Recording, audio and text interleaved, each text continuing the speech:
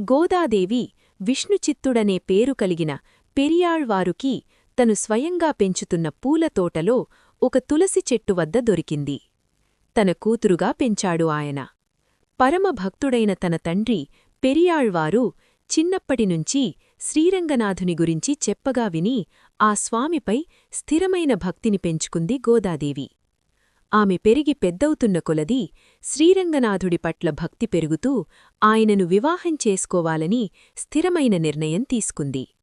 పెరియాళ్వారు తన తోటలోని పుష్పాలు మాలగా చేసి ప్రతిరోజూ రంగనాథునికి సమర్పించేవారు. అయితే ఆ దండలు ముందుగా గోదాదేవి ధరించి తనను అద్దంలో చూసుకొని సంతోషించి పళ్లెంలో తిరిగిపెట్టేసేది. ఒకరోజు అది గమనించిన తండ్రి అపచారం జరిగిపోయిందని బాధపడ్డాడు. కాని స్వామి కలలో కనిపించి ఆండాళ్లు ధరించిన తర్వాతనే ఆ మాలలు తనకు అలంకరించుకోవడం ఇష్టమని చెప్పగా కూతురిని ఏమీ అనకుండా ఆమె అలంకరించి చూసుకున్న తర్వాతనే రంగనాథునికి తీసుకుని వెళ్లేవాడు.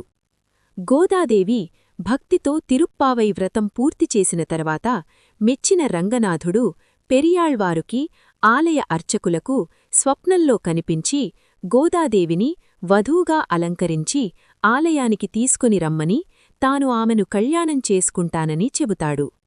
గోదాదేవిని సాలంకృత కన్యగా కన్యాదానం చేసిన తర్వాత ఆమె గర్భగుడిలోకి ప్రవేశించి రంగనాథస్వామిని అర్చించి అక్కడ అందరూ చూస్తుండగానే స్వామిలో లీనమైపోయింది.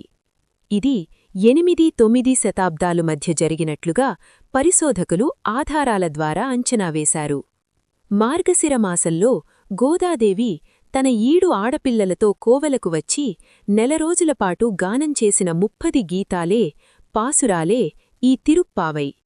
తిరు అనేది మంగళవాచకం, శ్రీకరం, శుభప్రదం, పవిత్రం మొదలైన అర్థాలు ఉన్నాయి. పావై అంటే వ్రతం. ఈ వ్రతాన్ని వైష్ణవులు మార్గశీర్ష వ్రతమని, ధనుర్మాస వ్రతమని అంటారు.